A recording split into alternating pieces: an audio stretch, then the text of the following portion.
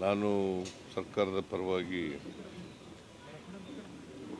ಮತ್ತು ಕನ್ನಡ ನಾಡಿನ 7 ಕೋಟಿ ಕನ್ನಡಿಗರ ಪರವಾಗಿ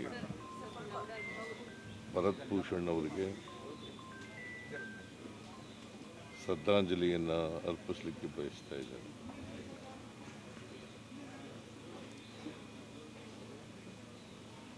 ಇನ್ನು ಚಿಕ್ಕ ವಯಸ್ಸು 41 ವರ್ಷ ವಯಸ್ಸಾಗಿದ್ದು BE ಮಾಡಿದ್ದು ಮೈಸೂರಿನಲ್ಲಿ ಓದ್ದವರು, SDM ಕಾಲೇಜ್ MBA ಮಾಡಿದ್ದು. ಇವರು DDPAಗೆ ಅವ್ರ ತಂದೆ ರಿಟೈರ್ಡ್ ಆಗಿದ್ದಾರೆ. ಆಗಬಾರ್ದಾಗಿದೆ. ಅವರು ಅಮಾನವೀಯವಾದಂಥ ಒಂದು ಕೃತ್ಯ ಇದು.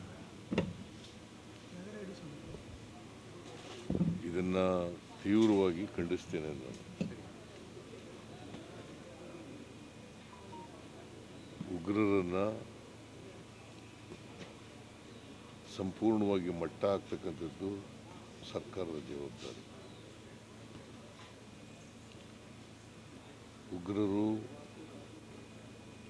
ಉಗ್ರರ ಚಟುವಟಿಕೆಗಳು ನಮ್ಮ ದೇಶದಲ್ಲಿ ಇರಬಾರ್ದು.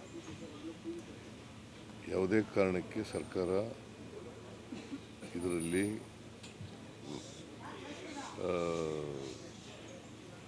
ರಿಯಾಯಿತಿಯನ್ನು ತೋರಿಸ್ತಕ್ಕಂಥ ಕೆಲಸವನ್ನು ಮಾಡಬಾರ್ದು. ಕೇಂದ್ರ ಸರ್ಕಾರದ ಜೊತೆ ನಾವೆಲ್ಲ ಇದ್ದೀವಿ. ಕೇಂದ್ರ ಸರ್ಕಾರಕ್ಕೆ ನಾನು ಒತ್ತಾಯ ಏನು ಮಾಡ್ತೀನಿ ಅಂತಂದರೆ, ಎಲ್ಲ ಉಗ್ರರನ್ನು ಕೂಡ ನಾಶಪಡಿಸ್ತಕ್ಕಂಥ ಕೆಲಸವನ್ನು ಮಾಡಬೇಕು. ಅದಕ್ಕೆ ನಮ್ಮ ಸಂಪೂರ್ಣ ಬೆಂಬಲ ಇದೆ. ಈಗ ನೋಡಿ, ಅಮಾಯಕ ಜನರು ಪಾಪ ಕಾಶ್ಮೀರಕ್ಕೆ ಹೋಗಿದ್ದವರು, ಅವ್ರನ್ನ ಹಾಡು ಹಗಲೇ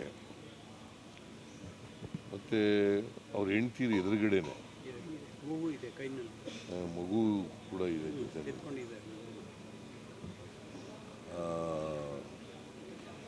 ಶೂಟ್ ಮಾಡೋದಿದೆಯಲ್ಲ, ಅದಕ್ಕಿಂತ ಹೇಯ ಕೃತ್ಯ, ಮನುಷ್ಯತ್ವ ಇಲ್ಲದೆ ಇರತಕ್ಕಂಥ ಕೃತ್ಯ ಇನ್ನೊಂದಿಲ್ಲ. ಈ ಕೃತ್ಯವನ್ನು ನಾನು ಖಂಡಿಸಲಿಕ್ಕೆ ಬಯಸ್ತಾ ಇದ್ದೇನೆ. ಜೊತೆಗೆ ಯಾಕಂದರೆ ಅದೇ ಜಿಲ್ಲೆಯಲ್ಲಿ ಪುಲ್ವಾಮಾ ಇನ್ಸಿಡೆಂಟ್ ಆಗಿತ್ತು.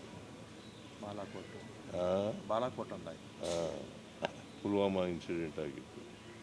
ಅದರಲ್ಲಿ ಸುಮಾರು 40 ಜನ ಸೈನಿಕರು ಸತ್ತಿದ್ದರು ಈ ಉಗ್ರರ ದಾಳಿಗೆ. ಮತ್ತೆ ಅಲ್ಲೇ ಮರುಕಳಿಸಿದೆ. ಇನ್ನೊಂದು ಸಾರಿ ಮರುಕಳಿಸ್ತದೆ ಅಂತ ನೋಡ್ಕೋಬೇಕು. ಅವ್ರು ಎಲ್ಲೇ ಇರಲಿ, ಉಗ್ರರು ಅವರನ್ನು ಪತ್ತೆ ಹಚ್ಚಿ ದೇಶದಲ್ಲೇ ಅವ್ರನ್ನ ಇರಬಾರ್ದು. ಅವರು ದೇಶದಲ್ಲಿ ನಮ್ಮ ದೇಶದಲ್ಲಿ ಇರಬಾರ್ದು. ಆ ರೀತಿಯಾದಂಥ ಕ್ರಮವನ್ನು ತಗೊಳ್ಬೇಕು ಅಂತೇಳಿ ಸರ್ಕಾರವನ್ನು ಒತ್ತಾಯ ಮಾಡ್ತೇನೆ. ಬಹುಶಃ ಎಲ್ಲೋ ಒಂದು ಕಡೆ ಇಂಟೆಲಿಜೆನ್ಸು ಅಲ್ಲಿ ಸರಿಯಾಗಿ ಕೆಲಸ ಮಾಡಿಲ್ಲ ಅಂತೇಳಿ ನನಗನ್ಸುತ್ತೆ. ಇದು ಇಂಟೆಲಿಜೆನ್ಸ್ ಫೇಲ್ಯೂರ್ ಕೂಡ ಇದೆ ಅಂತಕ್ಕಂಥದ್ದನ್ನು ಹೇಳಲಿಕ್ಕೆ ಬಯಸ್ತಾ ಇದ್ದೀನಿ. ನಮ್ಮ ಸರ್ಕಾರ ಈಗ 2 ಸತ್ತಿದ್ದಾರೆ. ಇನ್ನೊಬ್ಬರು ಆಂಧ್ರದವರು, ಅವರು ಇಲ್ಲೇ